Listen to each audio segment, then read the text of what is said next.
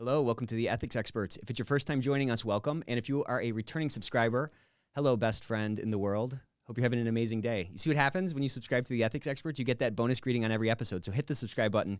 We have an awesome episode today with my man, Robert Zafft. How's it going, Robert?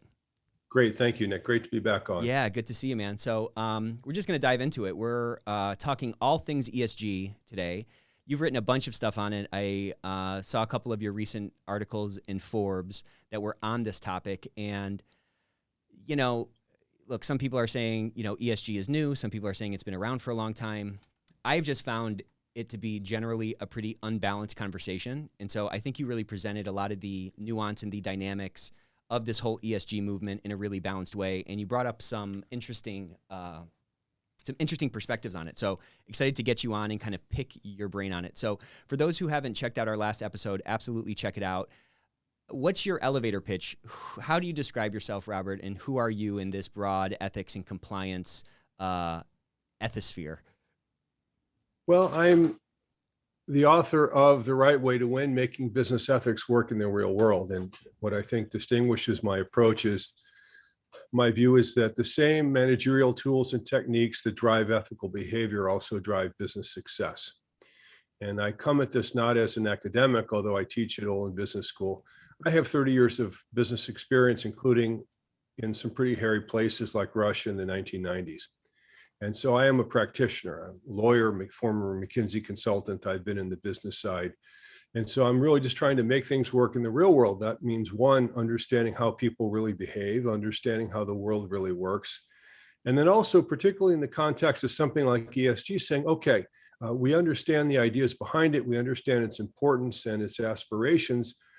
How do we put it in a proper business context, business ethics context, so that it actually fits and so that we're doing what we're supposed to be doing as business owners and business managers while we're forwarding ESG, also keeping our eye on the other things we're responsible for. So what I always like about our conversations is kind of what you talked about. It's this bridge from the theoretical to the practical. It's kind of putting the rubber on the road, so to speak, or the boots on the ground. In this area, I think you lend a lot of great insights too, because it's in, again, this sort of nascent stage. It hasn't sort of gotten its sea legs and hasn't been totally integrated in, however you want to look at it, most organizations or most big companies or whatever. We're seeing the early sprouts of it. Let's kind of back up and let's just talk kind of big picture. Mm-hmm. What is ESG? What and what are these different sort of approaches? And I'm kind of dancing around the dualism and the high idealism, Well, there are different formulations and different terms that have been bandied about for some decades now in this area. So at one point, people were talking about a triple bottom line. Mm-hmm. People are talking about corporate social responsibility. Lines seem to be intersecting over this expression ESG, which means environmental, social, and governance concerns. And the idea is that the corporation should not operate blind in their pursuit of shareholder wealth creation to these other considerations. And it's very important, though, how you understand, how you put these in context and where they fit in the larger scheme of both corporate governance as well as, I would say, compliance and business ethics. Because if you look through the wrong end of the telescope, you're not going to get the right view of what you're supposed to be doing, either as an entrepreneur or as a manager. And that's really where I'm trying to focus the conversation right now. I'm not trying to pick one side or the other. What I do see is that the term is growing like kudzu, and that is it's really expanding rapidly. It's become a hot topic. And what I've seen from my time as an international expert with the OECD is when topics can get funding, they suddenly get conferences, they get papers, people can get tenure based upon them, people can build their careers based upon them. And you see this great push, which is not necessarily consistent with founding principles or even necessarily business logic, that it becomes an interest group of its own. Right. And so what I think we need to do in a thoughtful and respectful fashion is say, okay, what is the real grounding of environmental, social, and governance? Where does it belong in the compliance and corporate governance structure? And what are our duties with respect to it as people who are responsible for managing businesses? So it's a call for reason. Yeah, exactly. So I love that picture you painted of looking through the wrong end of the telescope. So Just to flesh that out some more, do you mean that essentially ethics and compliance or governance can sort of manifest itself in a corporate structure, kind of any number of different ways, but that's going to fall on one of two ends of the spectrum, one being sort of that stakeholder value creation approach versus the sort of shareholder value creation approach? Are you saying that the posture of those departments or those organizations within the broader organization are going to manifest in sort of meaningfully different ways?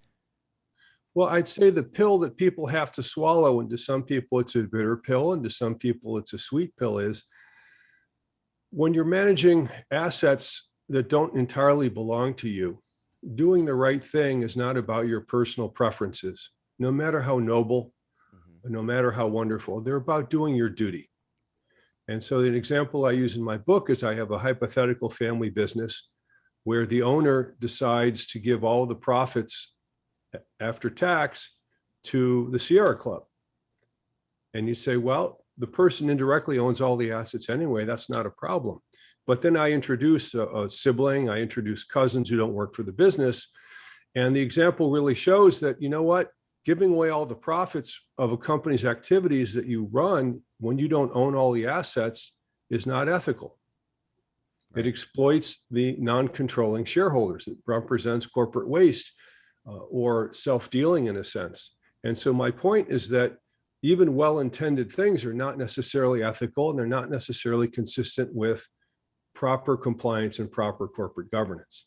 And so if we're going to talk about ESG, it's really important, in my view, as a legal matter and as an ethical matter, to situate it in the appropriate context. Mm-hmm. So if you think about most companies in the United States are governed by state laws that require the company's managers to maximize shareholder wealth. That would be called, the theoretical term or the academic term is dualism. Milton Friedman was an exponent of this. And they say, you know what? You as the manager should focus on maximizing company wealth. That's a relatively easy metric. We can hold your feet to the fire. It avoids dispersion of effort. Mm-hmm. Right. There's another school of thought, which is stakeholder theory or high idealism, which says that no, the fact is that there are people other than the shareholders of a company who have a rightful claim to the assets and to the proceeds from the activities of the company. Those would include the employees, the creditors, the suppliers, and the community where the companies operate.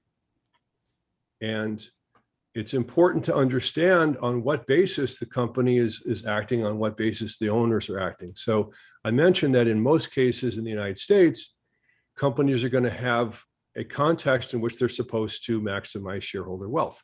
That's not always the angle. Case. Yeah, right. But what's happened over the years is there's been a development in corporate law. So, for example, in Delaware, which is the paragon of dualism, they've created these public benefit corporations, which under state law are supposed to balance maximizing shareholder returns with some other public benefit, which is described in the charter of the corporation itself. Denominated in whatever that benefit is denominated in. It would say that we're going to promote ecological behavior, or we're going to promote social development or whatnot. And so now that's appropriate. Now the directors, the officers, the other fiduciaries of the company have legal authority to balance things in that way. Yeah. All right. So now they're acting properly. And what you might find in some other jurisdictions in Europe, for example, is that the company law itself will be highly idealistic or will permit concerns other than maximizing shareholder value. In Germany, for example, typically half the people on the supervisory board of a major company are going to come from the workforce. Super interesting.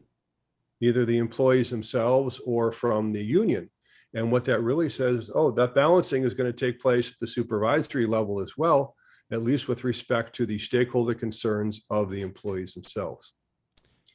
I mean, that's a pretty interesting model, that there's almost like a vote or something from the workforce to have some representation on this board. Why do you think that hasn't made its way over here? I think it has to do with the historical and political development of the different countries. So that you had, the failed revolutions of 1848 in and among the German states, their consolidation under Prussian leadership and Bismarck. and the way he approached social welfare legislation. So those roots are there is the point. That kind of foundational approach this is kind of an outcropping of that or something.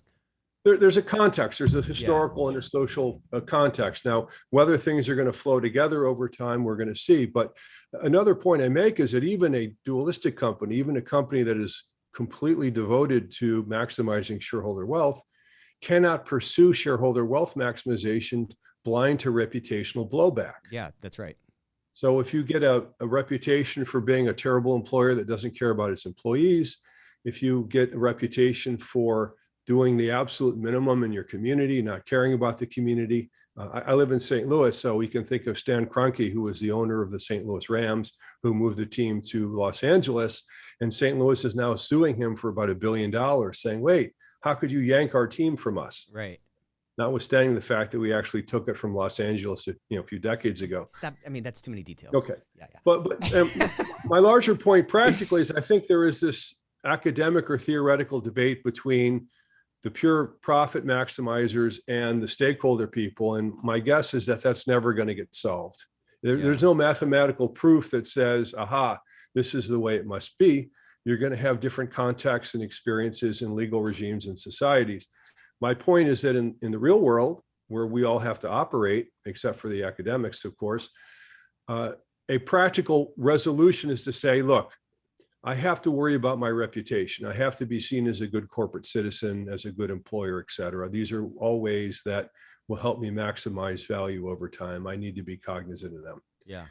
At the same time, if I'm so engaged with my stakeholders and so engaged with my E and my G that I start running huge losses, I'm either going to go bankrupt, or I'm going to be taken over by a competitor that can balance better, or I'm going to be taken over or beaten in the market by a competitor who's solely focused on profit maximization, or at least is far more focused on it than I am. And that's why I'm just saying that in the real world, there's always a certain amount of balancing that goes on, but understanding what your duties are within the context of the legal regime is important, because if you don't abide by that, you're not acting ethically, you're not fulfilling your duties, and you're not complying with the law. And it doesn't matter how well-intentioned you are. At the end of the day, you have to do what you're supposed to do. That's part of the pill. But it also informs then how you might think about where does ESG fit into our larger plans. Mm-hmm. And that's an appropriate question to ask. In fact, it's an essential question to ask. Otherwise, you're running around like a chicken with your head cut off. Yeah, you're just reacting to everything, and you don't end up making any sort of meaningful progress on either side of that fence. Or you're actually working to the detriment of what you're supposed to be, which is not ethical, right, and not good management. Yeah, you're not being a good fiduciary. You're not being a good steward of the resources that are essentially entrusted to you. I don't know if you've ever read, or I don't know what you know about the Wealth of Nations written by Adam Smith, but I'm going to sort of say this and would love to hear your kind of reaction to it. It seems almost as if, so in that book, which for shorthand, let's call that the blueprint for the quote unquote free market that we're in right now, right? Mm-hmm. In that sort of free market economy that he was describing, he talked about some of the things you just mentioned with respect to a company's reputation, and that if you're trying to cut your costs so much and your quality falls through the floor in the context of a small bakery in a little village or something, well, someone's going to go to the other bakery, or someone's going to open up a better bakery, and so forth. So right. in this sort of free market approach, there was at least discussed this sort of self-correcting mechanism for the implications of a business beyond those dollars on the bottom of the balance sheet or the bottom of the P&L.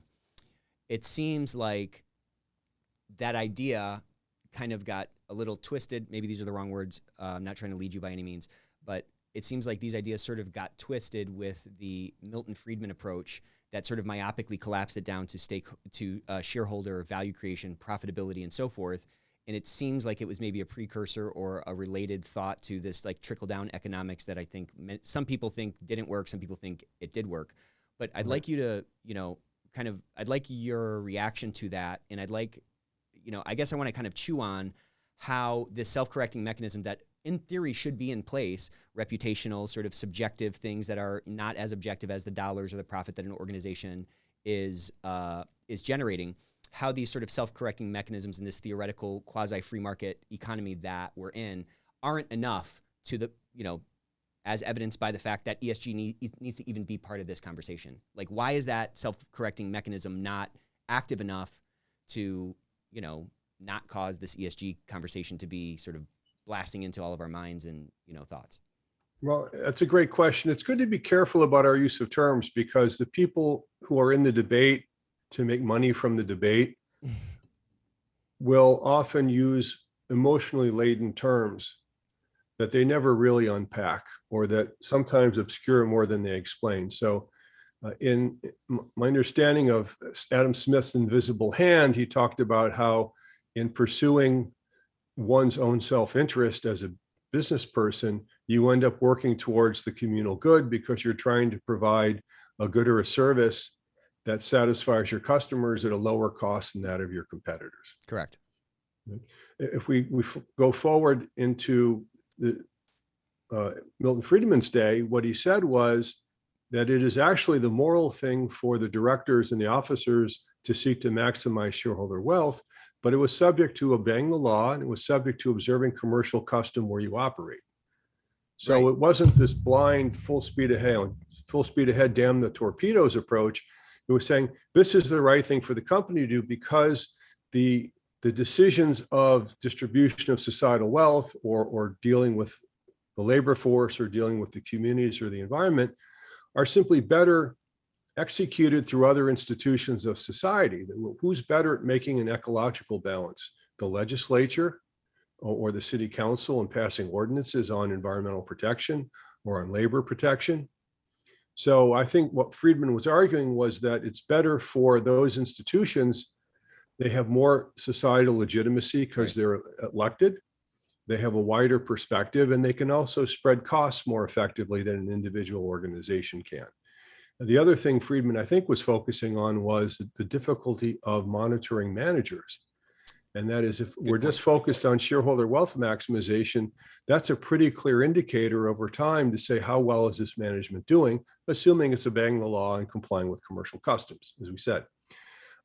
Now what happens is, if they're starting to have to balance, how do I know how they're doing?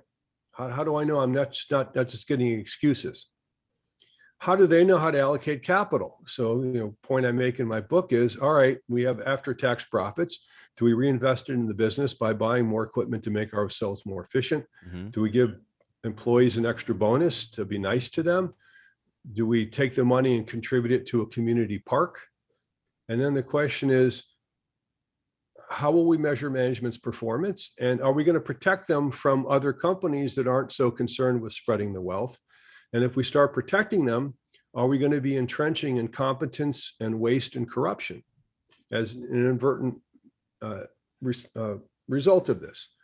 So that is the argument in favor of dualism or shareholder wealth maximization. There are some arguments against, and they would say, look, in the real world, we know that you think that regulatory bodies and legislatures should be passing the rules around ESG concerns, et cetera. Mm-hmm.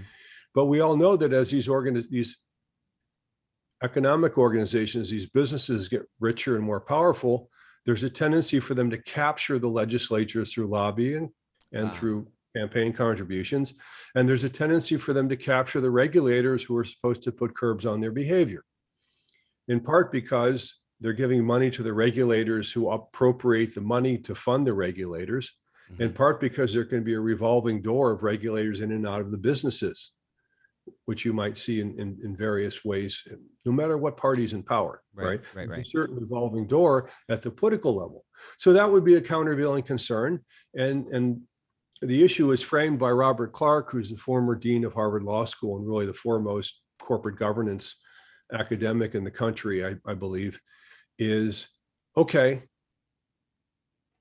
wealth maximization has its issues, it has its challenges, but do we drop it if we can't find anything better? So part of Clark's concern is, can we find anything that actually works better than this, even with all of its problems? Yeah, and also, what do you mean by works better? Or what does he mean by works better? Well, that would be the whole thing is amorphous. You know what I'm saying? Well, in saying you get better wealth accumulation, environmental protection, societal advancement, and governance by letting the companies focus on making money. One can make the argument, I'm just going to make the argument, reasonable people can disagree, that what has lifted more people out of dire poverty faster than any time in human history has been India and China stepping away from centrally planned socialism and embracing market economics. Right. It was Milton Friedman's view, and you're welcome to disagree with him. He said, look, if you focus on freedom, you get both freedom and greater equality. If you focus on equality, you get neither freedom nor equality.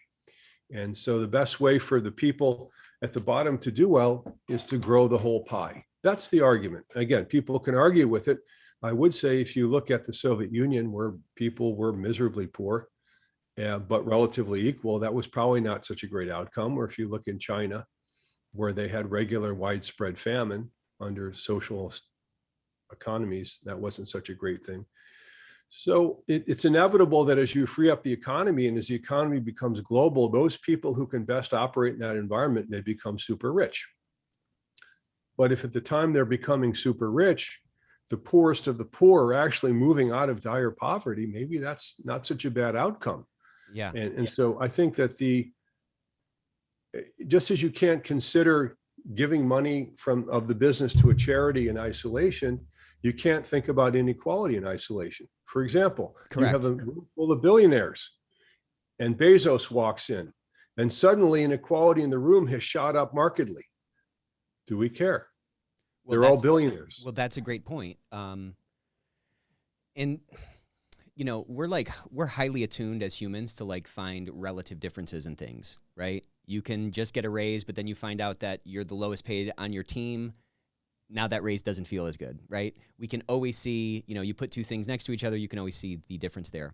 Right. And I think we run the risk of, in this sort of massive multi-factor equation that is our sort of global economy, we run the risk of, you know, to your point, kind of fixating on those people at the high end of the spectrum, these super, super rich people, and say, look at all of this inequality, and not look at this sort of historical relative difference of the people at the bottom, to your point, who are maybe floating at a higher level than they were a generation ago or something as a result of, you know, the economic growth or whatever, which inevitably is going to generate this sort of Pareto distribution that we're talking about, that, you know, essentially this billionaires, you know, the burr in the saddle that billionaires are to the average person is a function of this Pareto distribution that is inevitable in any sort of creative endeavor, right? It's kind of the 80-20 rule, right? 80%, this is just directional, of course, 80% Right. of the money is controlled by 20% of the people, and that continues to fractal down to your point, in that room full of billionaires, when Jeff Bezos comes in, 80% of that money is concentrated in him, right? That's an inevitable result of any sort of creative pursuit or anything that where discretionary effort is applied in sort of a complex system. And we run the risk, I think, of over-focusing on that quote-unquote inequality at the top because of those relative differences that are easily observable. And we run the risk, I guess, perhaps in sort of a full pendulum swing to the other side of, let's go sort of full ESG, of having a bunch of essentially companies that are kind of in central planning mode, kind of an amalgamation of what was represented in China or Russia from that sort of planning at a state level, where there's kind of, it just ends up getting so muddied and so forth. There's not that sort of direct, focus or pursuit of an individual thing. Well, the planners are the ones who end up taking the money. Yeah, So right. even in the 1920s, after the Bolsheviks took over, at one point, Lenin, in a private moment with the Western oil man Armand Hammer, said, it doesn't work. And he moved towards what was called the new economic policy, which was allowing smaller scale capitalism to exist. One of his principal ideologues, Bukharin, talked about state capitalism. And what happens is all the woes of capitalism in terms of exploitation are present. It's just the people who run the state who are the exploiters. Oh. That might sound familiar to some people, at least as a concern, if not an actual fact. So look, it's important to understand our own motivations. Mm-hmm. And the fact is that I think thou shalt not covet is a pretty good commandment. and something we have to think about when the success or the excess of certain people upsets us. Yeah. That we might be upset on one level morally, but we also might say, you know what, it's also not right to covet somebody else's stuff. And if it's been earned honestly and lawfully, and you think about the good that that person has done. So let's pick somebody who's a bit more popular, maybe in the public mind than a Bezos. You can think about Steve Jobs, who was a multi-billionaire. He changed the way we lived. He brought beautiful things to us. So these are people who appreciably improve the lives of hundreds of millions of people, who also make a lot of other people wealthy, et cetera. So that's not in behavior to be discouraged, in my view. Well, right. Even when you have a legitimate question, which is to say, how should societal resources be allocated? Here, I think, one of Milton Friedman's heroes would have been John Locke, the Scottish theorist, and who talked about something becomes our property because we go out in nature and we mix our labor with it and we bring it back. So we go out in the forest and we're the ones who gather the nuts. And so we bring the nuts back, and there are nuts, and we can eat them or sell them as we will. Locke is assuming plenty. He's assuming there's enough out there, so to speak, in the wilderness for everybody to go out and get something. But classical economics assumes scarcity, that there isn't enough for everybody. So you can't go too far onto one side to say the market will take care of everything. I don't think that's realistic. And there is scarcity. That's part of how we think economies operate. But I also would avoid going too far over in terms of societal or governmental control. Right. As opposed to other forms of social suasion, which you would tend to get, for example, from religious groups, where the religions themselves believe that we have an obligation as the created of our creator to help other people. And so it doesn't just have to be an issue of what should the state do, it should be how do people and societies function as complex organisms. So we're getting pretty far afield, I guess, from ESG, but I'm just saying that, if many of the people who say that the rich should pay their fair share probably have no conception of how much the rich actually pay as a percentage of the pie, right? So one figure one tends to read is that the top 1% are paying about half of the income tax. Again, there's the Pareto law in action there again, right?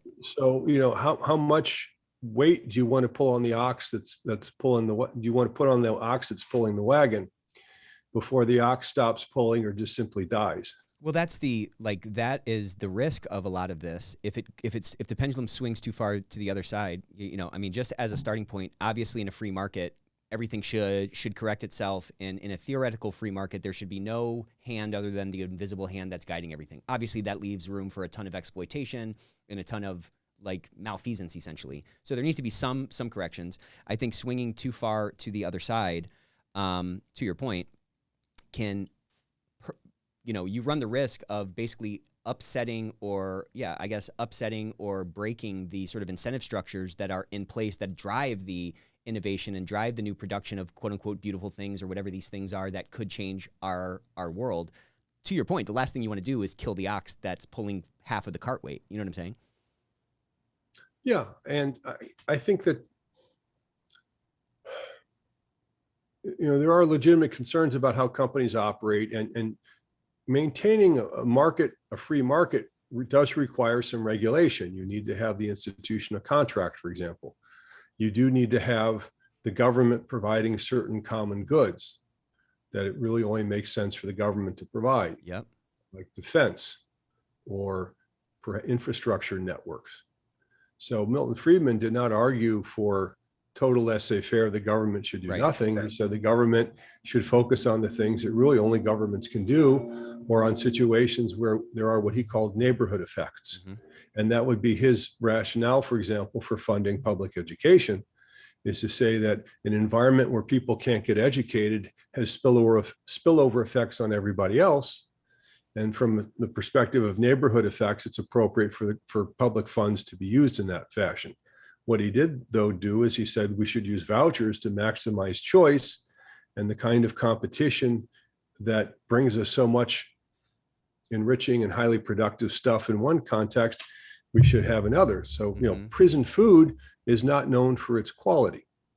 And the reason is they're a monopoly provider to forced takers. Right. And one might make a similar argument in terms of some other public goods like education to say, you know what, maybe vouchers make more sense here. That's a very sensitive issue, and I don't want to get too far afield, but I'm just trying to give some perspective on Friedman. He wasn't a fool, and he wasn't blind to the way the world operates. He did have his determined views, and in some places they seem to have been proven out.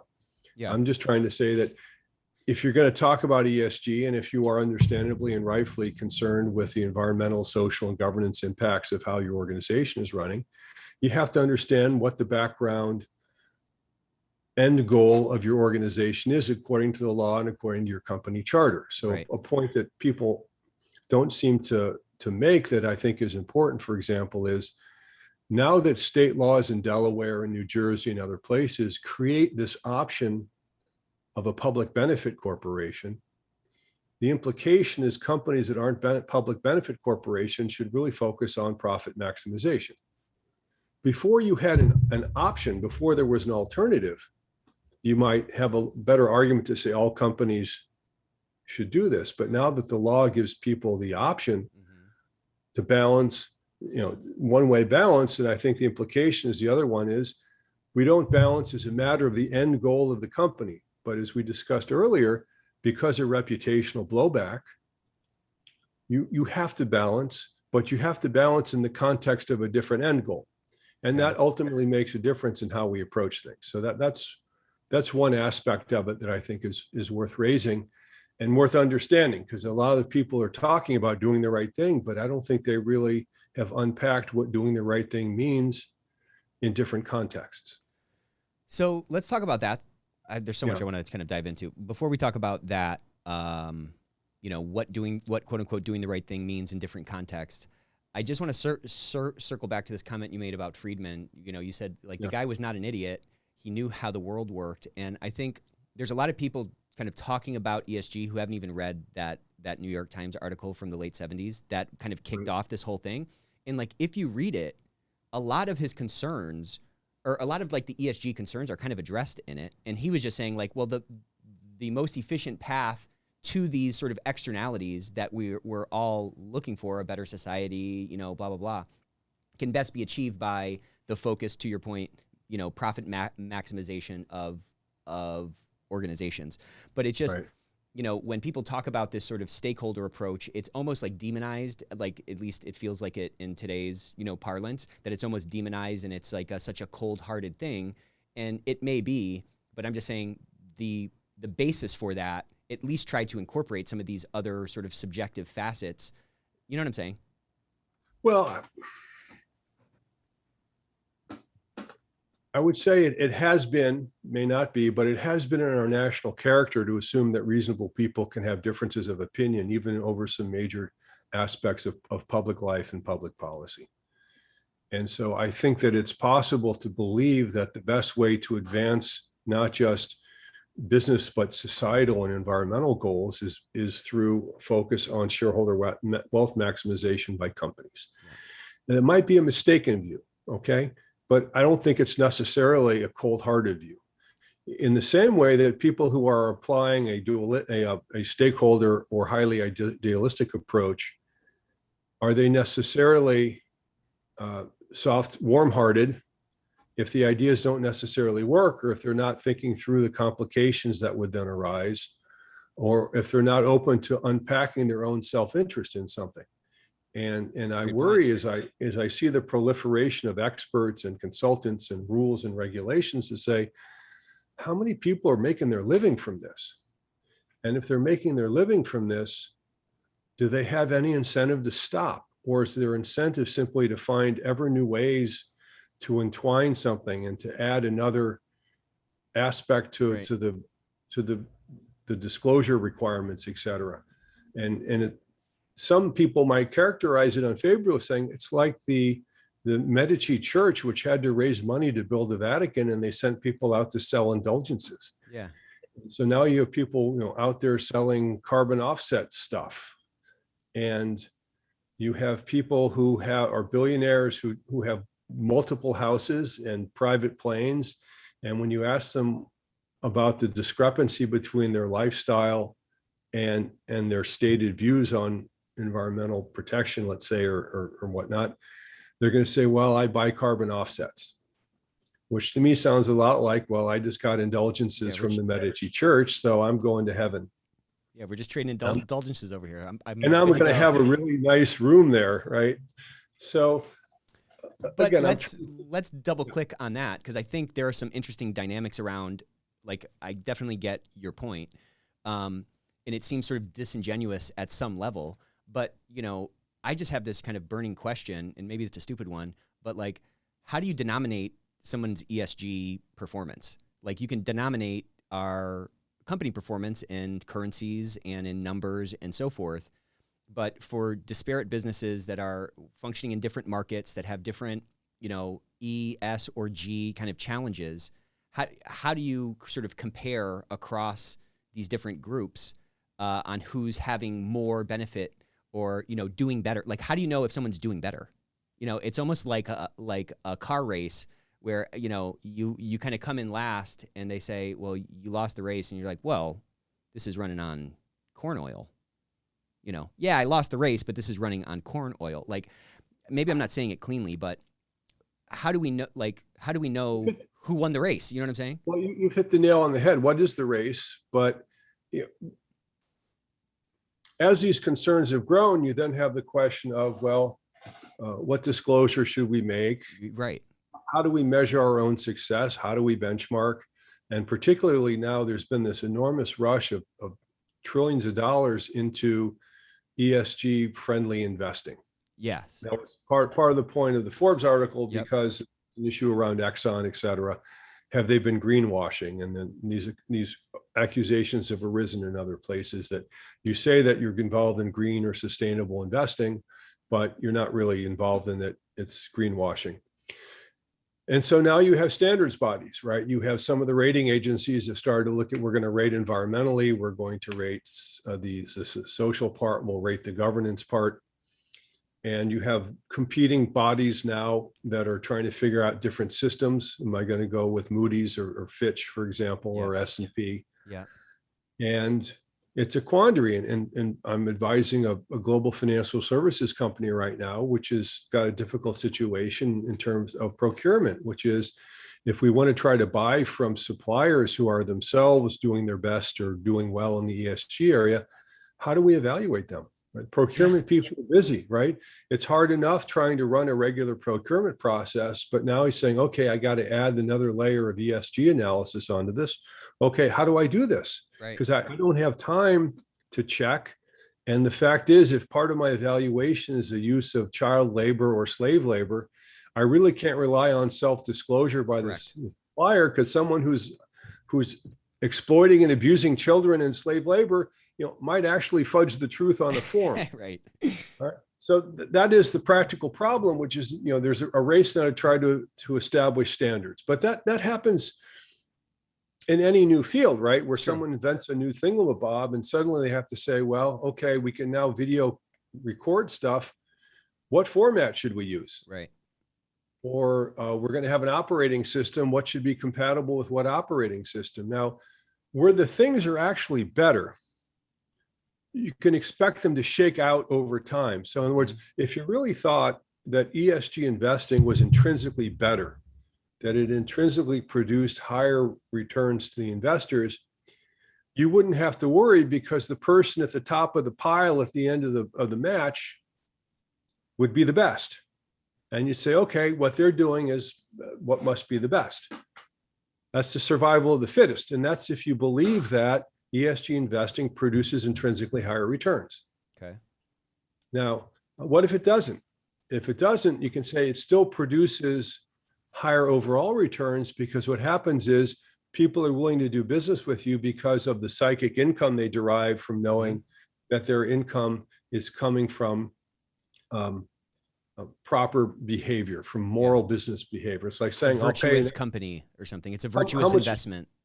How much more would you pay for tuna that was, was certified dolphin free, that he knew that no dolphins were killed in the catching of this tuna. Basically, I'd be happy to pay an extra quarter a can or 50 cents a can, maybe even $1 a can. All right. But what that then means is, well, who's going to make sure this is actually dolphin free tuna? Because people now have an Correct. incentive to buy to get the premium. Right. So what you're seeing is a rush inward of organizations that are trying to provide some form of certification, and they overlap and they differ. Then the question is, well, think about how many different kinds of kosher certification are there? Probably dozens. Yeah, I think that's a good point. And, when you talked about Moody's, Fitch, and S&P, I think that's a great kind of corollary to where something like this may settle out, because comparability of, credit is very hard across industries, across different balance sheet, across different, investment profiles. And it's kind of shaken out to a few that kind of everybody uses. And so, okay, so there's a way to kind of do well, but again, that is a bond. That's a financial instrument, and like pricing out a bond is kind of straightforward in the sense it's like all numbers. You know what I mean? It's not just that, but you can rate the rater. In other words, I met actually about 20 years ago. I was working for the OECD, Organization for Economic Cooperation and Development. I was doing corporate governance in Asia, Eurasia, and Russia, and parts of the West. And I met with the agency because they were thinking about trying to develop corporate governance ratings. They already did the credit ratings. And I said, look, the credit rating is a pretty simple question, which is, how likely is this company to pay its bills, its debts as they come due? Right. And they said, not only is that a pretty straightforward question, but it allows you to ask a rate the rater question, which is, correct, how many debts rated AAA by this rating agency have gone bad in the last 6 months? right. Okay?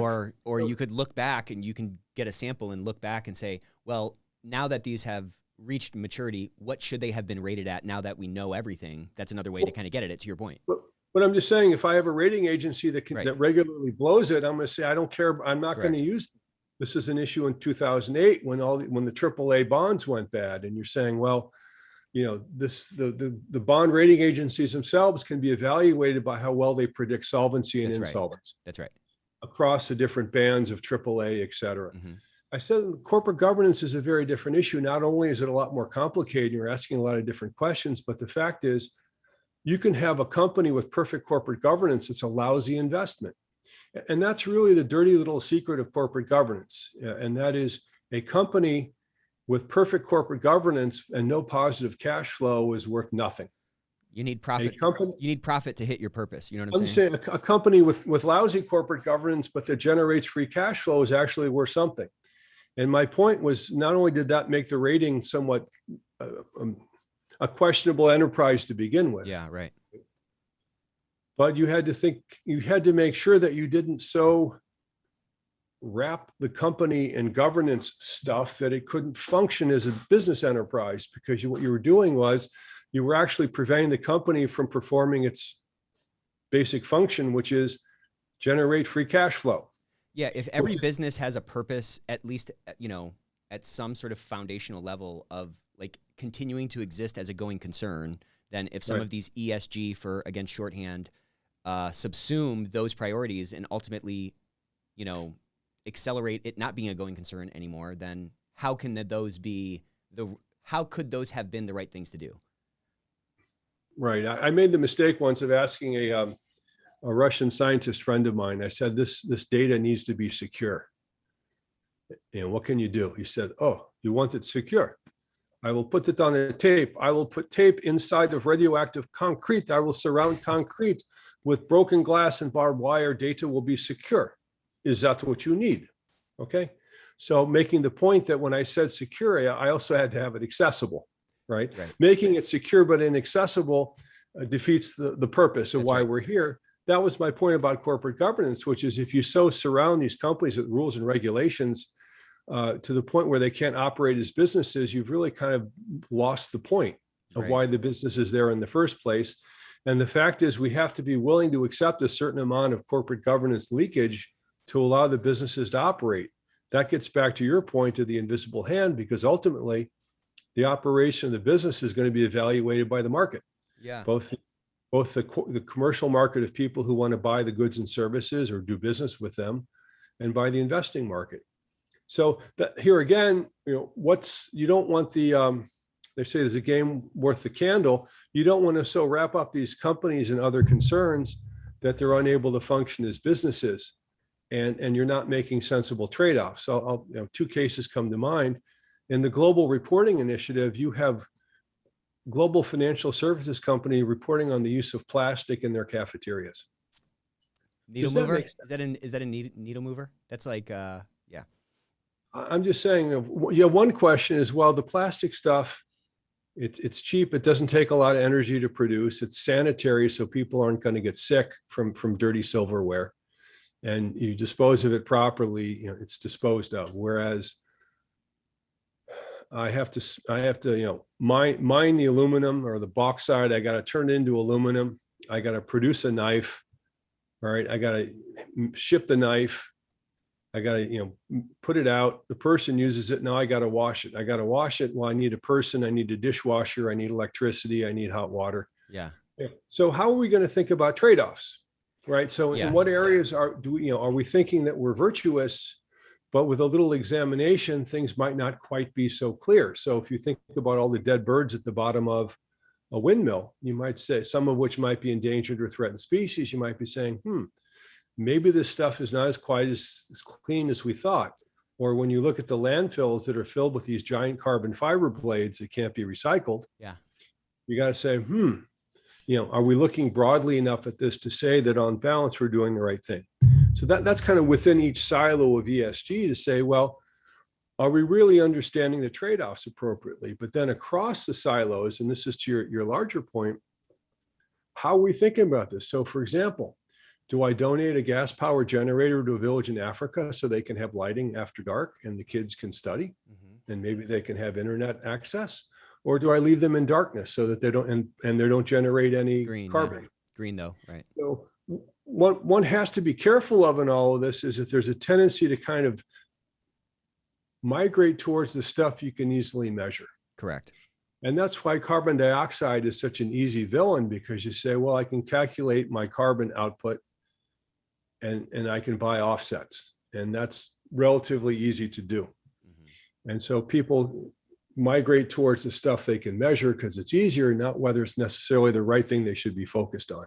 Right. Maybe it is, maybe it isn't. I'm just saying that the offset market has allowed people to quantify an offset in ways that are a lot harder than your question about, do I give the electric generator to the African village or not? Yeah, and we subconsciously do those same offsets in our own quote unquote mental accounting as you look at one of these windmills or like one of these wind farms, because you're like, look at all that clean energy. But to your point, well, those had to be shipped there. Those had to be produced. A ton of energy had to go into casting all those tubes and those blades and all that other stuff. Those are all costs to get that energy. And many times, to your point, maybe it's because, we're in this like attention economy, or we're bombarded, or maybe because people just don't have like the mental capacity to like really think so deeply about all these things. We run the risk of kind of winding up in kind of this greenwashed ESG world. And I'd love to talk a little bit about this greenwashing aspect, which we've kind of talked about a little bit tangentially here.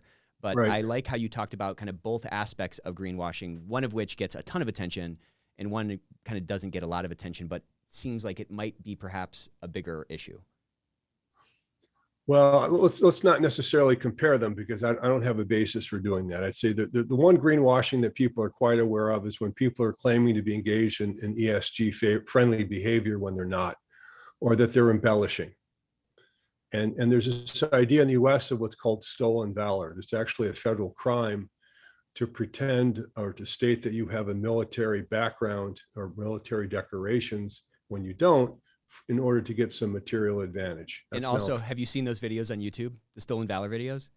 I think a couple of photos, maybe on Facebook. They're unbelievable. Yeah. Whose uniform makes absolutely no sense. Exactly. They got, Marine things on a, Army jacket or something. Yeah, it's crazy. Now, again, if they're doing it just because they want to dress up and play make-believe, that might not be a crime. But if they're doing it to get the GI discount, got it, then that's actually a crime. There's now this issue, what I call stolen virtue. And this is part of the question because the European Union is moving towards regulations and humane supply chain disclosures. And the SEC under the Biden administration has very clearly decided to move towards mandatory disclosures of information that is not material financial information, but has to do with ESG, which is a change. Whether it's an authorized change or not, people will argue over, but traditionally what the SEC has required is a disclosure of material and financial information. But now they're going to move into this other area. So now you're going to have a question, which is, on what basis could you have lawsuits for materially misstating these kinds of disclosures? Exactly. And in an area like climate change, I don't know how you would, as a corporation, try to evaluate your impact on the global climate. And whether it's a disclosure, you just say, you know what, we just don't know because this is such a complex thing, we don't know how to do it. Right? Yeah, right. I don't know if I don't think that's going to wash somehow with the government, but the problem you're going to run into is to say, well, is this just going to generate enormous lawsuits? Because you will have investors who say, well, I invested in you because you said you were doing this stuff, and now I see it was overstated or was actually a lie. Yeah, and there's such an incentive to overstate it because there's an implied, cost to not hitting that mark or not making that disclosure. I mean, I guess it happens on both sides. You can fall off either side of the tightrope. But it just, if you can't answer the question and you can't measure this thing that you're talking about, then you're going to go on one side or the other is the point, The issue will be, what are your damages? Let's assume I've been buying into a mutual fund that's supposed to be ESG friendly. And I discover that they really aren't that ESG friendly. And then the question is, well, what are my damages? If I'm looking at a non-financial measure, do I have a non-financial damage? Do I say, well, this is fraud, I want punitive damages in the absence of any financial damage? Because they might say, well, had we actually been investing in ESG stuff, we probably would have made less money, not more. So you have no financial damage. In fact, you're better off. And some would say, well, you defrauded me because I wouldn't have given you the money anyway. And now I feel terrible. So if you follow through some of the logical ramifications of where governments are going with this, are they doing anything other than enriching the lawyers? I don't know. It's a tough one. Well, and it's this interesting thing. Like if you look at, there's like so many ESG funds coming out, like EFTs, and just there's a ton of them coming out. But if you look at the holdings of them, they're not like it's Apple, it's Google. Do you know what I'm saying? Like it's not like, as I've looked into some of these, I've just been like, this just looks like a regular fund. You know what I'm saying?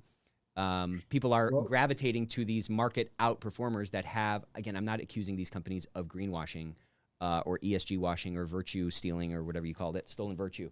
But it's just, you're already starting to see what seems to me to be these early signs of people riding this ESG wave for their own benefit, when the whole point of it, I think, is sort of a more broad, more altruistic, more holistic view of what the benefits or what the returns, quote unquote, from a given investment are supposed to generate. Right. Well, to go back to Milton Friedman, he said that very often you get policies where you have very sincere people pushing the policy, but behind them are special interests that are making a ton of money from all of this. Yeah, right. And that it's a human fact. And so why wouldn't it happen in some other field? So there's this big rush to ESG. I did have a conversation, not necessarily a happy one, with a fund manager in Asia who was extolling her move into the ESG area. And I said to her, well, how much less return are you willing to make for your limited partners by doing this? And do you disclose that in your placement memoranda? Because you're not being generous with your own money. You're still getting your management fee. And you're being generous with the money of other people. Have you disclosed what you're doing? That, in fact, is the intent of the public benefit corporation statutes, is to say, look, you got to disclose what you're doing. If you're a public benefit corporation, it should be in your charter. And what's been interesting in Delaware, though, is how they've dumbed down that. So it used to be that your name had to indicate that you were a public benefit corporation. No more. It used to be that if you were going to transition from a regular corporation to a public benefit corporation, you needed a unanimous vote of the directors plus a 90% vote of the shareholders. That got moved down to 2/3. Now it's gotten moved down to a majority of the shares outstanding. And significantly, there are no dissenters' rights. So typically a Interesting. classical protection of shareholders, non-controlling shareholders in corporate law in America has been that if the company is going to merge or take some major action that fundamentally transforms what it does, shareholders who dissent from that action can assert dissenters' rights and have their shares before the action appraised by a court, and they get the payout from the court for that amount. Mm-hmm. So imagine that you've invested in a regular company and suddenly 51%, the majority of the board and 51% of the shareholders decide we're going to become a public benefit corporation. Yep. Now it just takes a bare majority and you have no dissenters' rights. So in a sense, if you believe, which I think conceptually you almost have to accept, that moving from a shareholder wealth maximizing company to moving to a public benefit company is going to reduce the value of the company to the shareholders, you don't have a remedy. Value, at least, yeah. You don't have the remedy for that transition. You're in a sense, getting bilked out of it. That's, to my mind, is problematic. Why this very well-established protection of non-controlling shareholders in company law should not apply to that transition as well. Yeah, I wonder if every public company that's traded on an exchange, at least in our country, is a C Corp, or is that statement false? These are C Corp is that's a tax term. So there aren't any publicly traded LLCs, I don't think. That's not a form that you can readily trade in. So right.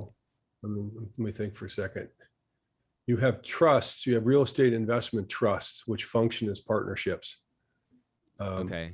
And so that would be a form you would, if you're thinking about a publicly traded flow through for tax purposes, would tend to be something like a real estate investment trust. Yeah, which I guess has partnership sort of tax treatment, but is publicly traded. So maybe that is a violation of what I'm talking about, I guess. We're mixing federal tax treatment and state status as a corporation or an LLC. So say state law is what governs the formation of corporations. Corporations are legal entities, so they're really creatures of the law. Mm-hmm. All right, you can form a common law general partnership. If you and I decide to open a lemonade stand and share profit and loss, we're now common law general partners. We don't have to sign anything. Right. It happens by operation of law. And we're just taxed as sole proprietors and whatever. Yeah, partners. And so but a corporation is a creature of law. It requires some state law that you're incorporating under that law. And so what the law in Delaware says is you have sort of your regular C Corp, your regular corporations, and you have public benefit corporations. And the public benefit corporations, in addition to pursuing shareholder wealth, may also pursue the public benefit defined in their charter. And then the directors are now instructed to balance the interests. Whatever that means. So in that case, okay, you're saying that's what you bought into. That's what you invested into. So if your returns are less, don't come complaining to anybody because that's the deal you wanted. Mm-hmm. And you might feel better about it. And in fact, the company might prosper. Yeah, I guess what I was getting at is, do you think that fast forward 10 years, 5 years, whatever, that there's an exchange of just these public benefit corps, or an exchange where whatever you're investing in are these types of companies that are materially sort of at a charter level, have a different type of mandate than everything else that's on the New York Stock Exchange or everything else that's on the NASDAQ? Or do you think they'll continue to exist? And I mean, we're just navel gazing at this point, but do you think they'll continue to exist on the same sort of exchange, and people will just, make those decisions over time with their voting with their dollars, I don't think Delaware is going to repeal the public benefit statutes in its corporate law. People might lose interest in them. I just don't know. Yeah. It could be this is going to become a permanent feature of investing. There are people who want to make all companies effectively public benefit corporations by amending the company law. Mm-hmm. Now, bear in mind that the part of Delaware's business model as a state is to make itself an extremely friendly place for major corporations to incorporate. And so if they could lose their luster as the premier place for incorporation, if they start pushing too far and say, well, all companies are public benefit companies in Delaware, people might say, well, that's not really where I want to invest because I want something that's going to maximize shareholder value. And so this is the invisible hand at work, right? Yeah, right. Capital will go where it's welcome. You can see where, there are the really wealthy hedge fund people are not moving to New York or New Jersey. They're moving to Florida.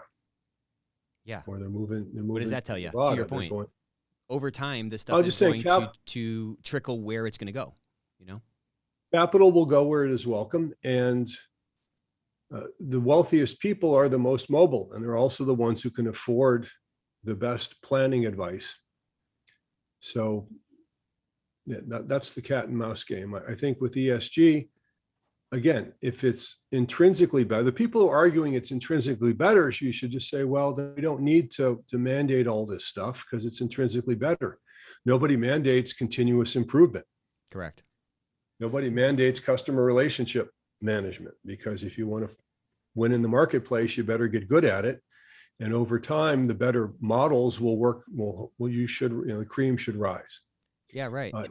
And so if it's really a reputational issue, or it's either gives me better overall returns because people are factoring in the goodwill, Yes. or that it's a reputation management issue, in both, which is under the dualism profit maximization camp. In both those cases, you need some common terms, you need some common methodologies, so we know what we're talking about. Right. And then you then say, well, what happens if you misstate something intentionally or unintentionally? What should be the consequence of that misstatement? Is it simply a reputational hit, or are you now open to a lawsuit, and on what basis? Yeah, great point. I mean, as I'm kind of,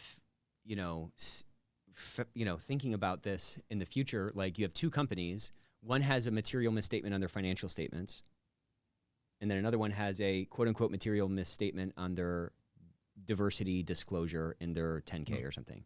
So how do you compare those? Which is worse? Which one is less virtuous, or which one is more bad? You know what I'm saying? Like binarily, objectively, how do you compare those two things? You know what I'm saying? Yeah, I mean, part of the issue is to what extent has it been part of your brand, right? Yeah, what are the brand expectations? I mean, what happened? Missouri had a governor who celebrated his discipline and his propriety and his family values, and then he was caught with his zipper down. Mm-hmm. And that appears to be the end of his political career. He ended up resigning in disgrace. He was probably close to getting impeached, et cetera. Mm-hmm. And part of the issue there was his brand had been tied up in propriety and discipline and family values, and he just couldn't operate in that fashion. Whereas we did recently have a president who had a reputation of philandering, or presidents, depending on how far back you want to go. Yeah. And people just kind of said, well, okay, that's part of who he is. That's, you take the rough with the smooth. And the allegations never seemed to stick because they weren't really inconsistent with the person's, I'll use the term, brand. I don't endorse the behavior, obviously, and I don't make light of it. But you raise the point, which is, what's the reputational damage? Well, part of the reputational damage has to do with what's your reputation to begin with.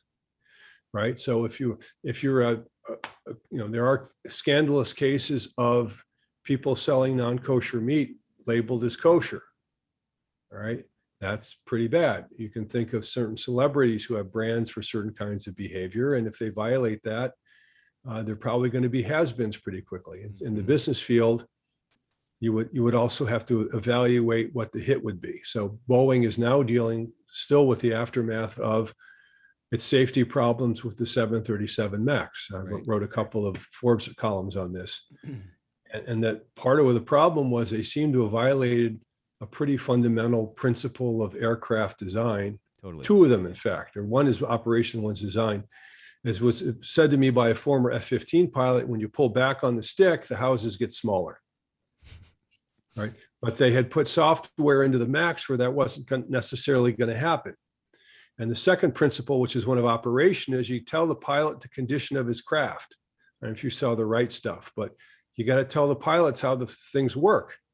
And the pilots were not fully informed about how the software systems operate. And sure enough, you had a situation where the pilot thought all they had to do was pull back on the stick, and it didn't work. And the plane went in, two planes crashed into the ground. Right. So who trusts Boeing right now? All right, that's a real problem. Right.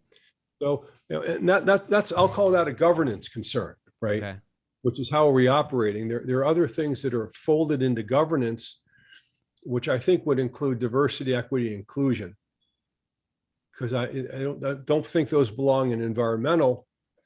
And most of the arguments for them do not really go under social. They tend to go under, well, they tend to go under, we're not helping society, we're helping ourselves operate better. That the people who are fostering diversity, equity, inclusion, I think are making the argument by and large, and they might be making, some people might make it in other fashions, to say companies that are diverse, equitable, and inclusive function better. It's a better mode of governance. So I tend to think of it there, but I would be open to people who think it should belong somewhere else. And this again is an area to say, well, in what context and to what extent? So there's an example, wrote an article on this involving about diversity, where the head of Wells Fargo Bank at one point was criticized for lack of African Americans at senior levels. Mm-hmm. And he said, well, there just aren't enough out there to hire. Right. And he was roundly and appropriately criticized for the statement. I took a slightly different criticism, which is I said, you know what? If the guy's sales were down, would he say there aren't enough customers out there? Yeah, right. Right. The fact is we expect companies to compete for scarce resources, and good people are among the scarce resources. Mm-hmm. But there was also an example I gave of an African-American deputy chief of naval operations who, when she was in charge of the African region for the Navy, had to deal with this pirate hijacking that became a Tom Hanks movie. Mm-hmm. And she's got a wonderful talk up on YouTube where she talks about how she put together a diverse team that would try very rapidly to figure out how do we deal with this vessel, which is sailing, it's an enclosed safety pod, which is heading towards Somali waters. And if it gets to Somali waters, we'll never rescue this captain. Right. So we have to stop the ship from going outside of international waters, but we can't use violence because that would either sink the ship or cause these guys to kill the hostage. Right. So she said she put together a diverse team. She said she got a pilot, she got an able-bodied seaman, she got a SEAL sniper, right? And what you realize from her description was that diversity is a means to an end. It's not an end in itself. And and so the ends are better performance. And that happens in a couple of ways. One is I have to make sure that I'm not engaging in false negatives and false positives about somebody's abilities. Correct. And we have a tendency as human beings to assume that since we must, of course, be good at what we do, that people who remind us of us are probably good, and that people who don't remind us of us are not as good. Mm-hmm. Okay, that's a false. The other one is the whole is greater than the sum of the parts. This goes to synergy. Mm-hmm. And so what she was describing in her diverse team was diversity with respect to the skills that applied to the matter at hand. Right. And so actually it was an able-bodied seaman who said, you know what, let's hit this thing with fire hoses. Because in the fire drills, this able-bodied seaman knew how powerful the fire hoses are on these ships. And that what they did was they could push the ship, the vessel that had been taken over by the pirates, they could actually push it back and backwards by hitting it with a fire hose, mm-hmm. which is probably nothing a Navy SEAL sniper would ever have come up with, or an F-18 fighter jock wouldn't know. So, to my mind, synergy depends upon what your goal is. So another example in basketball, generally speaking, in basketball, being tall is an advantage. But I think we might readily accept that a team filled with 7-footers would probably lose to a team that had a ball handler, mm-hmm. A 3-point shooter, a fast break guy. And so you're thinking about the synergy, the whole is greater than the sum of the parts. So that is an aspect of diversity I'd like to see more fully explained, which is what are the factors that matter in relation to the goal that we have? Yeah, right. I think that's important. Equity actually is interesting because it comes from, there are several hundred years, 1,000 years of development of equity in Anglo-American law, which is tied to fairness, but also started to develop some internal constraints so that it wouldn't overwhelm other legal institutions like the parliament or the regular courts. And so I can say equity, but there have to be some logical constraints on how it operates, or else it just kind of spills over everything. Yeah, just right. And I have lack of equity. So these are the things I'm trying to explore in my work and in my corporate training and leadership development to say, okay, at the end of the day, we need to get some results. Right. And the results can be purely financial or they can be non-financial, but we have to understand where things come from and where they situate and what the counterbalances are so that we can function in a complex world and do so in a way that we can explain, which is also important to say, look, I'm not cold-hearted. I'm trying to create a great workplace where I retain, train, and motivate outstanding people, where I serve my customers well, where I contribute to my community, while I am also maximizing wealth for my shareholders, giving them an above average market return. So that's how I try to situate these things. And I think it's an important discussion that I'd like to see more people talking about. So it's not a monologue, right? I think you get it, right? Because you live in the real world and you have to balance stuff. And that's what I'd like to see more is a more nuanced discussion and a respectful discussion to say, hey, at the end of the day, we might not agree on this, but at least let's understand where we're coming from, where each other is coming from. Yeah. And I think if someone's just looking at it differently, they're not necessarily like a nefarious person. Do you know what I'm saying? No, or they're not necessarily a cold-hearted person if they take the more sort of dualistic approach versus the other one. This stuff is hard, approach, and it's hard, it's complicated, it's situated in different contexts that have to be thought about and perhaps treated differently. Yeah. So I think a healthy amount of respect for other people's motives and opinions and a certain amount of, careful discounting of our own biases, I think would be helpful. And that's kind of where I'm trying to move the discussion. Well, this was phenomenal as usual. Really interesting conversation. I feel like we learned a lot, and it felt like we really kind of explored some of these sort of corners of this kind of monolith this thing that's almost kind of becoming a monolith in the way that people talk about it. It's way more complex than we have sort of rating agencies, for lack of a better term. It's way more complex to kind of prove out, but it's part of the conversation, and it's being worked into businesses and organizations on some level. So it's going to be interesting to see how the next kind of 3 to 5 years kind of play out as this concept sort of actually settles operationally into, these businesses that are occupying our economy. I hope that the market can work. In other words, that you have a variety of different approaches, which allows people to experiment and we get to see what actually seems to function best, right? That's where I think you say a monolithic approach is dangerous. Totally. Dangerous because this stuff is hard and life is not monolithic. And so I'm arguing for a respectful diversity and inclusiveness as we think about this particular area. Yeah. Remind us again where people can find you. Remind us where we can get your book. Pick up the book, please. It's a great book. Okay. But remind us where people can get in touch with you and stuff. Well, my website is therightwaytowin.com. If you go there, you can access the book. I also put my Forbes columns online there. The full texts are available as some of the indication of some of the distribution content I have out there right now. And you can also freely contact me through that or through LinkedIn. Awesome. So it's a discussion I love that I think is very important. Love talking to you, and I love talking to any interested listeners. Well, likewise, great episode. Thank you so much for joining us. Until next time.